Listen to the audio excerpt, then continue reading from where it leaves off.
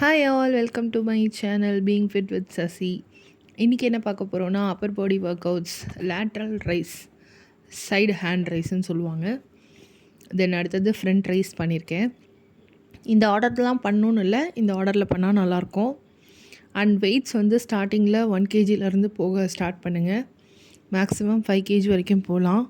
நான் இது வந்து ரொம்ப பிகினராக ஸ்டார்ட் பண்ணுற கேர்ள்ஸ்க்கு சொல்கிறேன். Then this is shoulder press. So இதோட ஒர்க் அவுட்டோட நேம் கொடுத்துருக்கேன். இதில் எல்லாம் நான் 5 கவுண்ட்ஸ் பண்ணி காமிச்சிருக்கேன்.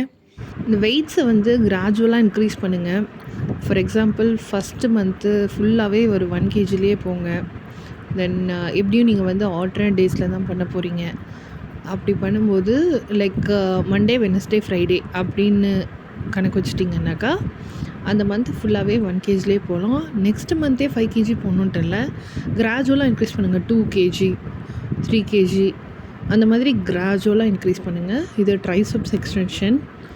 ஸோ இது பண்ணும்போது ஒரு தம்பிள் வச்சுட்டும் பண்ணலாம், இல்லை ஒரு கையிலையுமே பண்ணலாம் கூட.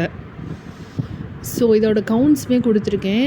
10 கவுண்ட் பண்ணிவிட்டு ஒரு 5 ப்ரீத் இன் ப்ரீத் அவுட் இன்னில் எக்ஸில் எடுத்துகிட்டு தென் அகெயின் 10 கவுண்ட்ஸ் ஸ்டார்ட் பண்ணுங்கள். இந்த மாதிரி செட்டை வந்து 3 times பண்ணிங்கன்னா 30 கவுண்ட்ஸ் வரும் உங்களுக்கு டோட்டலாக.